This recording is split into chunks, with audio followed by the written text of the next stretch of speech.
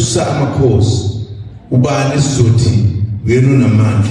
kulapho uqhamuka khona lo muntu okuthiwa president igama lingasho lutho ngoba ngisho iphuphu siba president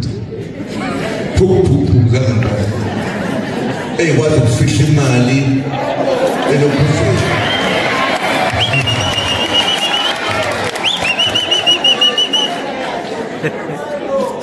ngikhuluma iqiniso uthi kithina sonke njengoba sekukhona umuntu wafihla imali yakhe Mantalanzi mhla ngizwa ngendaba leyo umuntu oqala ngimbone ngosini umuntu obekuthiwa president akunjalo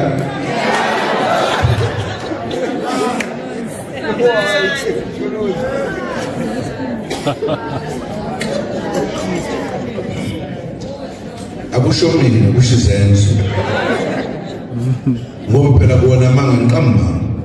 yatholakala imali eMantalanzini icala namandla likaThetho kodwa umuntu otholakale exosha uswidi nje bosho zanza nenyanga